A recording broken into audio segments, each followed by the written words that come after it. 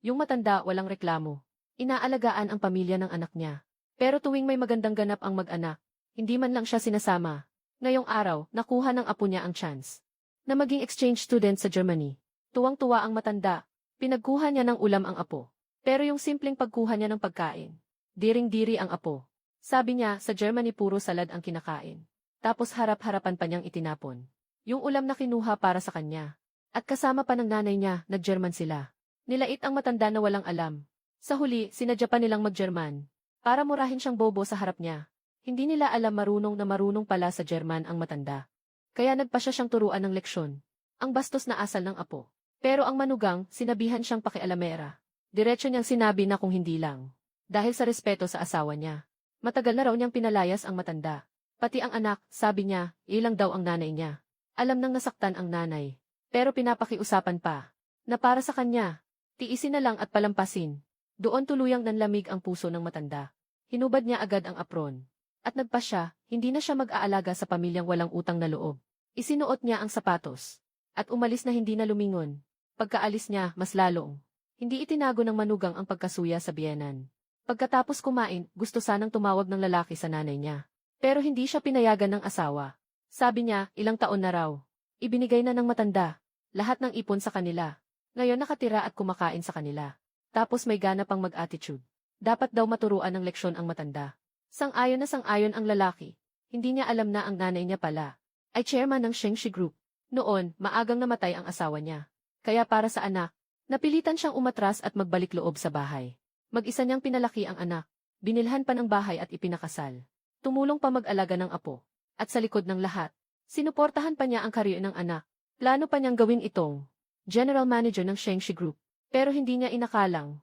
Ganito lang babaliwalain ng pamilya ng anak ang lahat. At kapal pa ng mukha nilang isipin. Na yung marangya nilang buhay ngayon, ay dahil lang sa sarili nilang sikap. Kung ganoon, nagpa siya ang matanda. Nabawiin ang lahat ng dati niyang ibinigay sa pamilya ng anak. Pagkatapos, lumipat siya diretso sa high-end hotel sa ilalim ng Shengshi Group. At inutusan ng assistant niya ng 3 bagay. Una, bawiin lahat ng property na nakapangalan sa kanya. Kasama ang luxury condo na tinitirhan ngayon ng anak at manugang.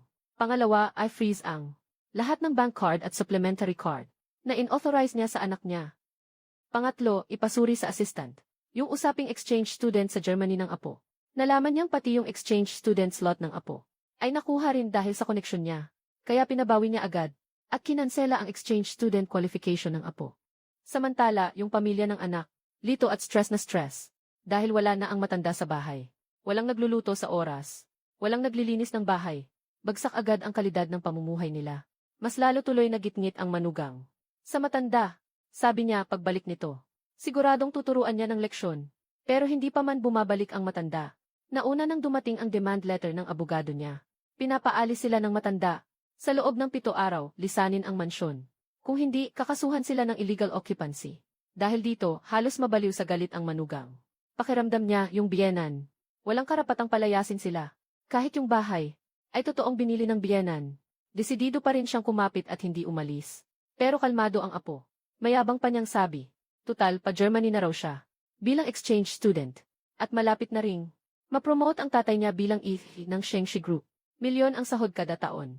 Mas okay pang lumipat na lang sila sa Germany. Pero sa susunod na segundo, tumawag ang eskwelahan. Dahil sa masamang asal. Diretso nilang kinansela ang qualification niya bilang exchange student sa Germany. At nirecord pa ang bad conduct niya sa personal file niya. Sabi rin nila yung sponsor daw ay tuluyang binawi ang lahat ng suporta sa kanya panghabang buhay. Parang binagsakan ng langit ang apo. Yuyu, ano nang nangyayari to? Siguradong si Lola to. Si Lola ang gumawa nito. Si Lola ang gumawa nito. Isinumbong niya ako sa school. Kinansela yung slot ko sa Germany na naka-scholarship. Kinansela na. Ano?